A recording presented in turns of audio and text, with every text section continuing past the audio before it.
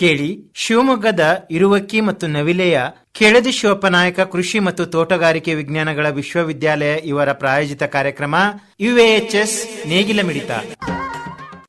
ನಮಸ್ಕಾರ ರೈತ ಬಂಧುಗಳೇ, ನನ್ನ ಹೆಸರು ಜೀವನ್ ಅಂತ ಹೇಳಿ ಗೋಡಂಬಿ ತಂತ್ರಜ್ಞಾನ ಕೇಂದ್ರದಲ್ಲಿ ಸಹ ಸಂಶೋಧನಕ್ಕಾಗಿ ಕಾರ್ಯವನ್ನು ನಿರ್ವಹಿಸ್ತಾ ಇದ್ದೇನೆ.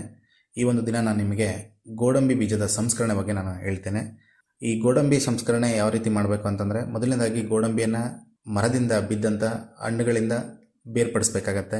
ಬೇರ್ಪಟ್ಟ ಒಂದು ಬೀಜವನ್ನು ತಂದು ನೆರಳಿನಲ್ಲಿ ಒಣಗಾಕಬೇಕು. ನಂತರವಾಗಿ ಅದನ್ನು ಬಿಸಿಲಿನಲ್ಲಿ ಒಣಗಿಸಿ 3 ರಿಂದ 4 ದಿನಗಳ ಕಾಲ ಒಣಗಿಸ್ಬೇಕಾಗತ್ತೆ. ಆ ಬಿಸಿಲಿಂದ ಒಣಗಿಸಂಥ ಒಂದು ಬೀಜಗಳನ್ನು ನಾವು ಗನ್ನಿ ಬ್ಯಾಗ್ಗಳಲ್ಲಿ ಹಾಕಿ ಪ್ರತಿ ಒಂದು ಗನ್ನಿ ಬ್ಯಾಗಲ್ಲಿ 50 kg ತೂಕದಂತೆ ಸಪ್ರೇಟ್ ಮಾಡಿಡಬೇಕಾಗತ್ತೆ. ನಂತರವಾಗಿ ಗೋಡಂಬಿ ಬೀಜವನ್ನು ಸಂಸ್ಕರಣೆ ಮಾಡಬೇಕಂತಂದರೆ ಗಾತ್ರದ ಆಕಾರವಾಗಿ ಕೀಟಬಾಧಿತವಾಗಿಂಥ ಬೀಜಗಳನ್ನು ಸಪ್ರೇಟ್ ಮಾಡಬೇಕಾಗತ್ತೆ. ನಂತರವಾಗಿ ಸಪ್ರೇಟ್ ಆದಮೇಲೆ ಆ ಒಂದು ಗೋಡಂಬಿನ ಸಂಸ್ಕರಣೆ ಯಾವ ರೀತಿ ಮನೆಯ ಮಟ್ಟದಲ್ಲಿ ಮಾಡಬೇಕಂತ ಅದ್ರ ಬಗ್ಗೆ ನಾನು ಹೇಳ್ತಾ ಹೋಗ್ತೇನೆ. ಮನೆ ಮಟ್ಟದಲ್ಲಿ ಮಾಡಬೇಕಾದ್ರೆ ನಿಮಗೆ ಒಂದು ಸ್ಟೀಮಿಂಗ್ ಯೂನಿಟ್ ಬೇಕಾಗತ್ತೆ, ಒಂದು ಕಟ್ಟಿಂಗ್ ಮಿಷಿನ್ ಬೇಕಾಗತ್ತೆ, ಒಂದು ಡ್ರೈಯರ್ ಬೇಕಾಗತ್ತೆ, ಒಂದು ಮಾಯಿಶ್ಚರೈಸಿಂಗ್ ಮಿಷಿನ್ ಬೇಕಾಗತ್ತೆ. ಮಾಯಿಶ್ಚರೈಸಿಂಗ್ ಇಲ್ಲ ಅಂತಂದ್ರೂ ನೀವು ಪಂಚೆಯಲ್ಲಿ ಮಾಡ್ಬೋದಾಗತ್ತೆ. ನಂತರವಾಗಿ ಪ್ಯಾಕಿಂಗ್ ಮಾಡೋ ಒಂದು ಸೀಲಿಂಗ್ ಮಿಷಿನ್ ಬೇಕಾಗತ್ತೆ. ಇಷ್ಟೆಲ್ಲ ನೀವು ಸೆಟಪ್ ಮಾಡಬೇಕು ಅಂದರೆ ನಿಮಗೆ ಸರಿಸುಮಾರು ಒಂದು 5 ರಿಂದ 6 ಲಕ್ಷದಲ್ಲಿ ನೀವು ಒಂದು 10 ಎಕರೆ ಜಮೀನಿರುವಂಥವ್ರು ಮಾಡ್ಕೋಬೋದಾಗತ್ತೆ. ಇದು ಮೊದಲನೇದಾಗಿ ವಿಂಗಡಣೆ ಆದಮೇಲೆ ಹಬೆಯಲ್ಲಿ ನಾವು ಸರಿಸುಮಾರು 40 ರಿಂದ 45 ನಿಮಿಷಗಳ ಕಾಲ ಬೇಯಿಸಬೇಕಾಗತ್ತೆ. ಬೆಂದಂಥ ಒಂದು ಬೀಜವನ್ನು ಒಂದು ರಾತ್ರಿ ಅಥವಾ 8 ರಿಂದ 10 ಗಂಟೆಗಳ ಕಾಲ ಒಣಗಿಸ್ಬೇಕು.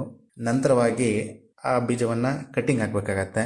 ಇಲ್ಲಿ ಬೇಯಿಸುವ ಸಮಯದಲ್ಲಿ ನಾವು ಜಾಗೃತಿಕವಾಗಿ ಅತಿ ಹೆಚ್ಚು ಸಮಯ ಬೇಯಿಸಿದಂತೆ ನೋಡ್ಕೋಬೇಕಾಗತ್ತೆ. ಅತಿ ಹೆಚ್ಚು ಬೆಂದಾಗ ಏನಾಗುತ್ತೆ, ಕಟ್ಟಿಂಗ್ ಮಾಡಲು ಕಷ್ಟ ಆಗುತ್ತೆ. ಸೊ ಅದರಿಂದ ನಾವು ಅದನ್ನು ಕರೆಕ್ಟಾಗಿ ನೋಡಿ ಬೇಯಿಸಬೇಕಾಗತ್ತೆ. ನಂತರವಾಗಿ ಕಟ್ಟಿಂಗು ಮೊದಲು ಪೆಡಲ್ ಹ್ಯಾಂಡ್ ಆಪರೇಟೆಡ್ ಬರ್ತಿತ್ತು. ಅದರಲ್ಲಿ ನಮಗೆ ಪ್ರತಿ ಒಂದು ಗಂಟೆಗೆ 10 ರಿಂದ 12 kg ಅಷ್ಟೇ ಕಟ್ ಮಾಡ್ಬೋದಾಗತ್ತೆ ಪ್ರತಿ ದಿನಕ್ಕೆ. ಈ ಒಂದು ಸೆಮಿ ಆಟೋಮೆಟಿಕ್ ಕಟ್ಟರಲ್ಲಿ ನೀವು ಸರಿಸುಮಾರು ಒಂದು ಗಂಟೆಗೆ 24 ರಿಂದ 26 kg ಬೀಜವನ್ನು ಕಟ್ ಮಾಡ್ಬೋದಾಗತ್ತೆ. ನಂತರ ಕಟ್ಟಾದಂಥ ಬೀಜಗಳನ್ನು ಸಿಪ್ಪೆಯಿಂದ ಬೇರ್ಪಡಿಸಿ ಆ ಬೀಜಗಳು ಏನು ಬರ್ತಾವೋ ಅದನ್ನು ಟ್ರೇ ಡ್ರೈಯರಲ್ಲಿ ನಾವು ಸರಿಸುಮಾರು ಒಂದು 70 ಡಿಗ್ರಿ ಸೆಂಟಿಗ್ರೇಡ್ನಲ್ಲಿ 6 ರಿಂದ 7 ಗಂಟೆಗಳ ಕಾಲ ಒಣಗಿಸ್ಬೇಕಾಗತ್ತೆ. ಒಣಗಿದ ನಂತರ ಬೀಜಗಳನ್ನು ಟ್ರೇ ಡ್ರೈಯರಿಂದ ಹೊರಗಡೆ ತೆಗೆದು ಒಂದು ಹಸಿ ಪಂಚೆ ಬಟ್ಟೆನ ಮಾಡಿ 1 ರಿಂದ 2 ಗಂಟೆಗಳ ಕಾಲ ಇಡಬೇಕಾಗತ್ತೆ.